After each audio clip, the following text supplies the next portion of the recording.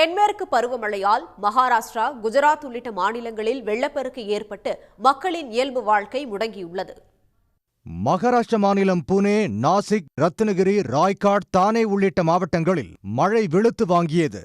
புனே நகரின் முத்தா நதியின் மேல் பகுதியிலும் தொடர்ந்து மழை பெய்து வருவதால் கடக்வாஸ்லா அணையின் நீர்மட்டம் உயர்ந்து வருகிறது.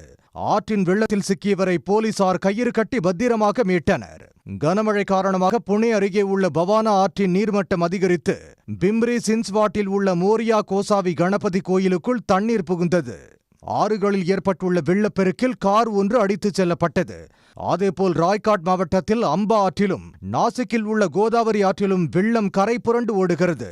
மேற்கு வங்க மாநிலம் மதினாப்பூர் அருகே பச்சிம் பகுதியில் ஏற்பட்ட மழை வெள்ளத்தில் சாலை துண்டிக்கப்பட்டது.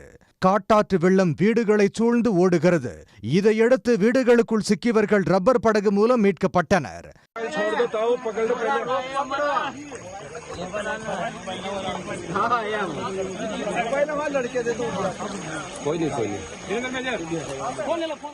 குஜராத் மாநிலம் காந்தி நகரில் கொட்டிய கனமழையில் மகாத்மா மந்திர் பகுதியில் உள்ள சுரங்கப்பாதையில் தண்ணீர் தேங்கியது. அவ்வழியே சென்ற வாகனங்கள் தண்ணீரில் சிக்கி பழுதாகின. அகமதாபாத்தில் வெளுத்து வாங்கிய மழையால் சாலைகள் ஆறுகளாக மாறின. சாலையில் பெருக்கெடுத்த மழை வெள்ளத்தால் வாகன ஓட்டிகள் அவதிக்குள்ளாகினர்.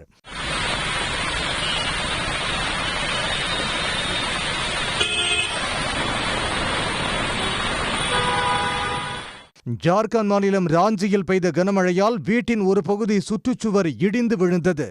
இதனிடையே டெல்லி, பஞ்சாப், ஹரியானா, உத்தராகண்ட், ஜம்மு காஷ்மீர் உள்ளிட்ட மாநிலங்களில் இன்னும் 2 நாட்களில் பருவமழை தொடங்கும் என்று இந்திய வானிலை மையம் தெரிவித்துள்ளது. உடனுக்குடன் செய்திகளை தெரிந்து கொள்ள சன் நியூஸ் பெல் ஐகானை கிளிக் பண்ணுங்க.